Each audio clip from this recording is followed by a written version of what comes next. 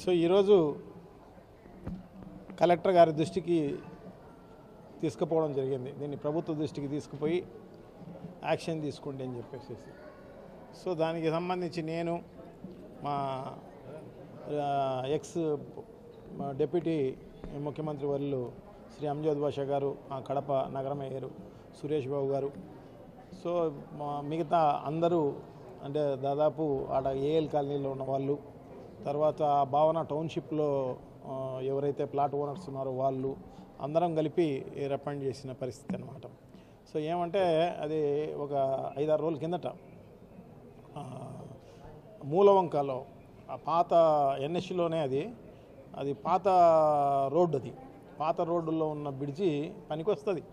అదే కాకోకుండా రీసెంట్గా ఈ గవర్నమెంట్కు రాకముందు ఒక 2 నెలల ముందు అనుకుంటా, సో ఆ 2 నెలల ముందు ప్రభుత్వంతో పర్మిషన్ తీసుకొని వాళ్ళ డిజైన్లు తీసుకొని వాళ్ళ డిజైన్స్ ప్రకారము ఆ బ్రిడ్జిని రిపేర్ కూడా చేయడం జరిగిందనమాట.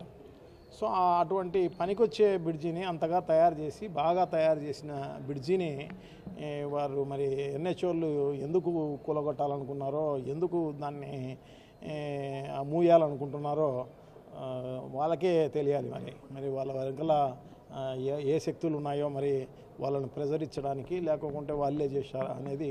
ఎందుకంటే దీంట్లో ఆశ్చర్యకరమైన విషయం ఏమంటే దాంట్లో ఎవరైతే ఇప్పుడు గారు భాస్కర్ రెడ్డి గారు ఉన్నారో ఆయనే గతంలో రికమెండ్ చేసి డిజైన్స్ అన్నీ కూడా ఆయనే ఆ డిపార్ట్మెంటే ఆ డిజైన్స్ ఇచ్చిన పరిస్థితి అన్నమాట. ఎందుకంటే గవర్నమెంట్తో పర్మిషన్ తీసుకొని వాళ్ళు ఆ డిజైన్స్ ఇవ్వడం జరిగింది. దాని ప్రకారం ఆ డిజైన్స్ ప్రకారం రెక్టిఫై చేయడం జరిగింది. సో దాన్ని ఈ రకంగా కంచె చేను వేసినట్టుగా ఉంది అన్నమాట ఇది.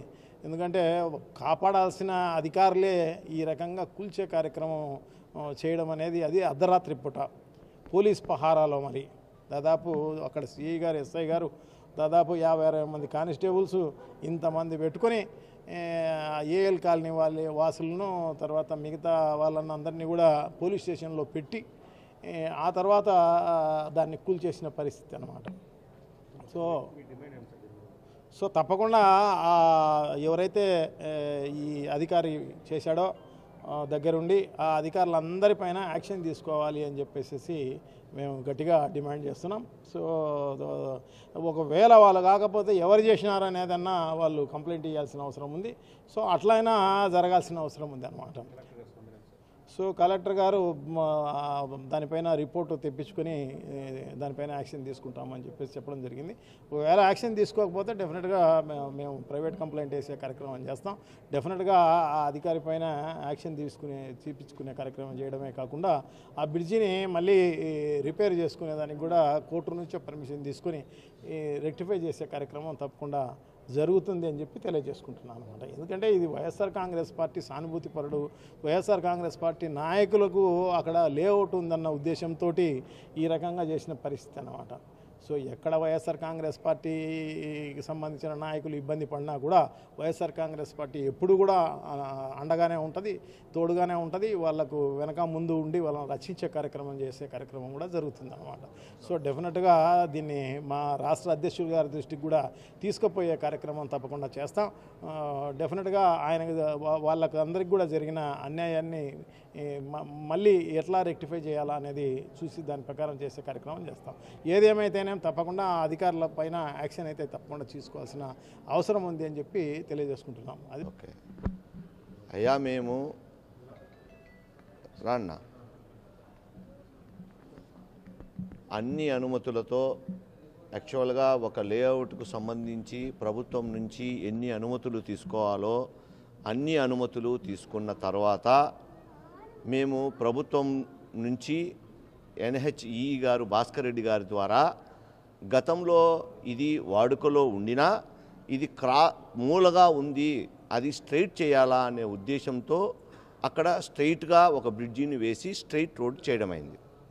ఆ తదుపరి దాన్ని కేవలం అక్కడ విలేజెస్, కొంతమంది రైతులు మాత్రమే వాడుకునేవాళ్ళు, ఏఎల్ కాలనీ వాళ్ళు వాడుకునేవాళ్ళు. ఆ తదుపరి మేము లేఅవుట్ వేయాల్సిన సమయంలో అక్కడికి ఆ బ్రిడ్జి కొంచెం మరమ్మతులు చేయవలసిన అవసరం ఉంది అని ఆ విషయమై మేము నేరుగా ఊరికే చేయడం సరికాదని ప్రభుత్వానికి విన్నవించిన మేము లేఅవుట్ వేసినప్పుడు మాకు అప్రోచ్ రోడ్డు ఇవ్వాల్సిన బాధ్యత గవర్నమెంట్ది. అక్కడ ఏదైనా అవసరమైనప్పుడు గవర్నమెంట్ని మేము అభ్యర్థించవచ్చు, because of we're paying the fees. అది రొటీన్ బాధ్యత ప్రభుత్వం నుంచి. అయితే మేమే మా అవసరార్థము అలాగే ఇతర కాలనీ వాసులకు, చర్చికి, గుడికి, మాకొక్కరికే కాకుండా అందరికీ ఉపయోగపడే విధంగా మేము ఆ రోడ్డును డెవలప్ చేస్తామని, మా సొంత నిధులతో డెవలప్ చేస్తామని చట్ట ప్రకారంగా ఈ గారికి మేము అభ్యర్థించడం జరిగింది. ఈ గారు ఒక థర్డ్ పార్టీ ఇంజనీర్ ద్వారా ఆ బ్రిడ్జి యొక్క స్ట్రెంగ్త్ని పూర్తిగా పరిశీలించిన తరువాత ఏఈ గారు, డిఈ గారు, ఈఈ గారు ఇన్స్పెక్షన్ చేసిన తదుపరి మాకు అనుమతి మంజూరు చేయడమైనది. మంజూరు చేసిన పిదప దాని మీద అనేక రకాల, మీకు అందరికీ తెలుసు, అనేక రకాలగా దాని మీద వివాదాస్పదం చేశారు. ఆ వివాదాస్పదం చేసిన తర్వాత అదే సమయంలో ప్రిన్సిపల్ సెక్రటరీ ప్రద్యుమ్న గారు, ఆర్ఎండ్బి గారు కూడా రావడం జరిగింది. ఆయన కూడా ఇన్స్పెక్షన్ చేయడం జరిగింది. ఆయన కూడా డీటెయిల్డ్ రిపోర్ట్ కాల్ఫర్ చేయడం జరిగింది. ఆ సమయంలోనే కలెక్టర్ గారికి దీని విషయమై చర్యలు తీసుకోమని ఇక్కడ ధర్నా కూడా అఖిలపక్షం ధర్నా చేయడం జరిగింది. దాని మీద కలెక్టర్ గారు, జాయింట్ కలెక్టర్ గారిని, ఆర్డీఓ గారిని డీటెయిల్డ్ రిపోర్టు సబ్మిట్ చేయమని, జాయింట్ ఇన్స్పెక్షన్ చేయమని వారి ద్వారా ఆ విధంగా ఆ ఇన్స్పెక్షన్ చేయమని చెప్పడం జరిగింది. ఆ ఇన్స్పెక్షన్లో కూడా నేను ఆ పేపర్లన్నీ మీకు ఇస్తాను. కలెక్టర్ గారు మాకు సంబంధించిన యావత్తు, అంటే ప్రతి పేపర్ మీద క్షుణ్ణంగా పరిశీలించి ఏదైతే అలిగేషన్ చేశారో అఖిలపక్షం, ఆ అలిగేషన్లకు సంబంధించిన పూర్తి జవాబులు, అంటే వాళ్ళు ఏ అలిగేషన్ చేసినారో పేరా వైజ్, నెంబర్ వైజ్ ప్రతి అలిగేషన్కు సమాధానం ఇస్తూ వాళ్లకు డీటెయిల్డ్ రిపోర్ట్ కాపీని సబ్మిట్ చేయడం జరిగింది. ఆ రిపోర్ట్ కాపీలో రోడ్డుకు సంబంధించి కూడా అది కేవలం కాక్ అండ్ బుల్ స్టోరీస్ చెప్తున్నాడు, ఇది ఏ మాత్రం వాస్తవం కాదు, వారు పూర్తిగా నిబంధనలను అనుసరించారు, నిబంధనల మేరకే ఈఈ గారు హక్కుతోటే దానికి పర్మిషన్ ఇచ్చారు అని చెప్పడం జరిగింది. ఆ తదుపరి ఈ మధ్యకాలంలో ప్రభుత్వం మారిన తర్వాత కక్ష సాధింపుల్లో భాగంగా ఆ బ్రిడ్జి బాగున్నా ఎవరో థర్డ్ పార్టీతో, ఒక ప్రైవేటు థర్డ్ పార్టీతో ఇన్స్పెక్షన్ చేపించి అది బాగాలేదు, నెర్రెకొట్టింది. మేము అడిగాం, గోడ కట్టేటప్పుడు కూడా ఈ గారిని అడగడం జరిగింది. అడిగినప్పుడు జస్ట్ అది చిన్న నెర్రె కొట్టింది, దాన్ని రిపేర్ చేయాలి, రిపేర్ చేయడం కోసం టెస్టింగ్ కోసం ఒక వారం రోజులు ఆపుతున్నాము అని చెప్పారు. నిజంగా వాళ్ళు చెప్పినది ఒక నెర్రెగొట్టింది అన్నప్పుడు వాళ్ళు ఏదైతే రాత్రికి గోడ కట్టిన తర్వాత మీరు కావాలంటే క్షుణ్ణంగా పరిశీలించవచ్చు. ఒకసారి గోడ కట్టి తిరిగి అదే గోడను కూలగొట్టి లోపలికి పోయి మీరు మాకు పగలగొట్టకు ముందు వీడియోలు ఉన్నాయి. అదే రాత్రి వాళ్ళే వీడియోలు వేరే వాళ్ళకి షేర్ చేసిన వీడియోలు కూడా ఉన్నాయి. ఆ వీడియోలలో ఎక్కడా డ్యామేజ్ కాకుండా ఉండేది ఉంది. అలాగే మేము టైం ల్యాప్స్ కెమెరాతో, గూగుల్ కెమెరాతో ఏదైతే గోడను చిత్రీకరించడం జరిగింది. ఆ గోడ మళ్ళీ తెల్లారేసరికి ఆ ఇటుకలు లేవు, ఆ గోడ లేదు. ఆ గోడ పగిలిపోయి ఇంకొక ఇటుకల గోడ ఇంకొకటి వెలిసింది. ఆ లోపలికి ఇటాచీ పోయినట్టుగా పూర్తిగా మేము క్యాప్చర్ చేశాం. హిటాచీ అక్కడికి లోపలికి పోయి లోపల ఉండి ఈ పక్క ఆ పక్క పగలగొట్టి అలాగే కింద పూర్తిగా డ్యామేజీ అయిపోయింది అని చిత్రీకరించడానికి కావాల్సిన ఆధారాలను చేయడం కోసం ఈ 3 ప్రొక్లైన్లతో మొత్తం దాన్ని డ్యామేజ్ చేసే ప్రయత్నం జరిగింది.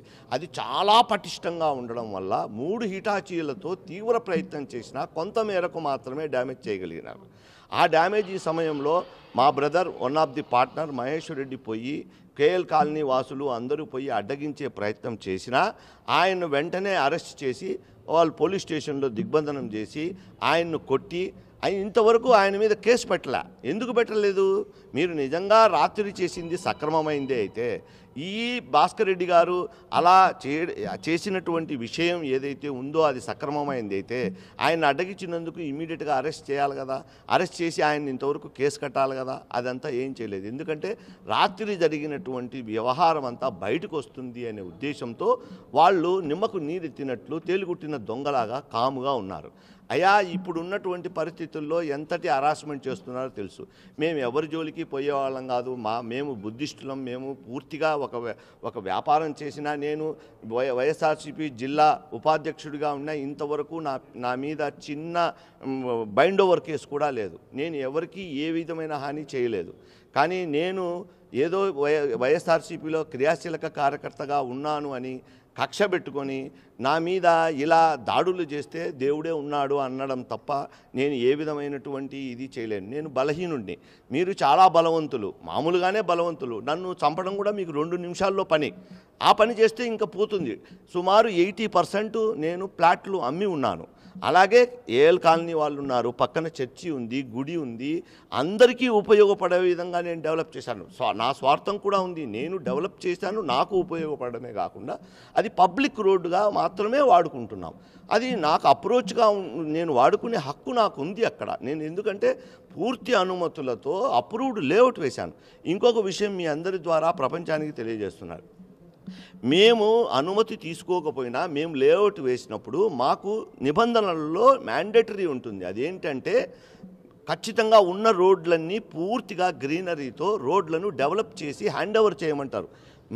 మాకు లేఅవుట్ డెవలప్మెంట్ చేసేటటువంటి క్రమంలో ఆ లేఅవుట్ను హ్యాండ్ ఓవర్ చేసే సమయంలో పూర్తిగా నిబంధనలు ఏంటంటే లేఅవుట్ అంతా పూర్తిగా డెవలప్ చేసి హ్యాండ్ ఓవర్ చేయాలి. అలాంటిది మేము పబ్లిక్ రోడ్డును మేము డెవలప్ చేసి పబ్లిక్ మాకు ఉపయోగపడేటట్టుగా చేశాం. అది గవర్నమెంట్ బాధ్యత. ఇప్పుడు మున్సిపాలిటీ వాళ్ళందరూ రోడ్లు డెవలప్ చేస్తున్నారు. ఎందుకు చేస్తున్నారు? ఇట్ ఈజ్ మెంట్, మున్సిపాలిటీ ఉండేదే it is meant for the public service. అలాంటిది మేము మొత్తం సోల్డ్ అవుట్. సుమారు 80% ప్లాట్లు. దీని వెనకాల ఎవరున్నారో ప్రపంచానికి తెలుసు. మేము ఎవరున్నారో కూడా చెప్పలేనిటువంటి ఒక భయోత్పాతమైనటువంటి ఒక పరిస్థితి కలగజేసి ఉన్నారు. ఇక్కడ ఉండేటటువంటి ప్రజలు కానీ వారి యొక్క వాక్ స్వాతంత్రాన్ని కూడా చెప్పగలిగేటటువంటి పరిస్థితి ఇక్కడ లేదు. ఈ ప్రభుత్వం అలాగా ఉంది. అయితే మేము ఒకటే, మేము ఎవరికి బెరిసేది లేదు. భగవంతుడు ఉన్నాడు. ఎవరికి ఏం చేయాలో, మాది తప్పైతే, మాది అధర్మం అయితే, మాది మేము చేసింది అన్యాయం అయితే. ఇప్పుడు ఇంకొకటి అడుగుతున్నాను. ఇప్పుడు మా లేఅవుట్లో వాళ్ళే చెప్పారు, అనేక రకాలుగా విమర్శలు చేశారు. అయ్యా ఎన్నో నిబంధనలకు వ్యతిరేకంగా ఎన్నో ఉన్నాయి. ఇప్పుడు 7 నెలల కాలం అయింది. ఏ విధమైనటువంటి నిబంధనలకు వ్యతిరేకం ఉన్నా మాకు ఈ పాటికి మా మీద చర్యలు తీసుకొని ఉండవచ్చు. అలాంటిది సాధ్యపడలేదు కాబట్టి మా మీద ఏ చర్యలు తీసుకోవడానికి వీలు లేని ఒక పరిస్థితి. మేము అన్ని అనుమతులు తీసుకున్నాం. అలాంటప్పుడు ఇంకా ఏదో ఒకటి చేయాలనేటటువంటి ఉద్దేశంతో మాకు ఉండేటటువంటి ప్రభుత్వాల్లో పెద్దలు అందరూ కలిసి మా మీద కక్ష సాధిస్తున్నారు. నిజానికి మా మీద కంటే ఎక్కువగా కలెక్టర్ గారు స్పందించడం ఏంటి అంటే, కలెక్టర్ గారు ఇప్పుడు ప్రభుత్వం ఉంది, వారిని కూడా మేము ఇక్కడ గవర్నమెంట్ ఎంప్లాయీస్ని కానీ కలెక్టర్ కానీ మేము ఎవరిని ఏమీ నిందించడానికి వీలు లేదు. వారు మరి చెప్పారు, సరైనటువంటి విధంగా న్యాయం చేస్తామని చెప్పారు. ఇప్పుడు మాకు న్యాయం కంటే కూడా ఇది పూర్తిగా మా దగ్గర అన్ని ఆధారాలు ఉన్నాయి. ప్రొక్లైనర్తో డ్యామేజ్ చేస్తున్న అన్ని ఆధారాలు మా దగ్గర ఉన్నాయి. మేము ఇక్కడ న్యాయం జరగకపోతే కలెక్టర్ గారిని మేము అభ్యర్థించాం. వారు న్యాయం చేయకపోతే తప్పనిసరిగా మేము we will approach to the court of law. మేము అంతకు తప్ప చేయగలిగే పరిస్థితి మా దగ్గర ఏమీ లేదు. మాకు ఇంతవరకు మాకు మేయర్ గారు, మా డిప్యూటీ సీఎం గారు, ఎక్స్ డిప్యూటీ సీఎం గారు, మా జిల్లా ఉపాధ్యక్షుడు గారు ఈ విషయమై వచ్చినందుకు వారికి ప్రత్యేకంగా కృతజ్ఞతలు. అలాగే ఈ విషయమై మా రాష్ట్ర అధ్యక్షుడైనటువంటి ఎంపీ అవినాష్ రెడ్డి గారికి మరియు రాష్ట్ర అధ్యక్షుడు కూడా చెప్పాము. వారు కూడా విజిట్ చేస్తామన్నారు. దీని మీద సరైనటువంటి చర్యలు తీసుకోకపోతే మాకు చేతనైన విధంగా మాకు ఉండేది ఒకటే, మేము ప్రొటెక్ట్ చేయడమే. దానికి తప్ప ఇంకా మేము చేయగలిగేది ఏమీ లేదు. ఇక్కడ మరొక్కసారి చెప్పేది ఏంటంటే, తీవ్రమైనటువంటి బాధలకు ఇబ్బందులకు గురి అయ్యేది మా లేఅవుట్లో. ఆల్రెడీ 80% కొని ప్లాట్ ఓనర్స్ వాళ్ళు సాధారణ మధ్యతరగతి వాళ్ళు అన్ని అనుమతులు ఉన్నాయి అన్న తర్వాత ఎంక్వైరీ చేసిన తర్వాత కూడా కలెక్టర్ గారే అన్నీ సక్రమంగా ఉన్నాయని రిపోర్ట్ ఇచ్చిన తర్వాత కూడా ఇంకా ఏదో ఉంటుంది అంటే, ఒక సామాన్యమైనటువంటి ఒక వ్యక్తి, ఒక ఇన్నోసెంట్ పర్చేసర్ ఇంకా దేన్ని నమ్మాలి, దేన్ని కొనాలి?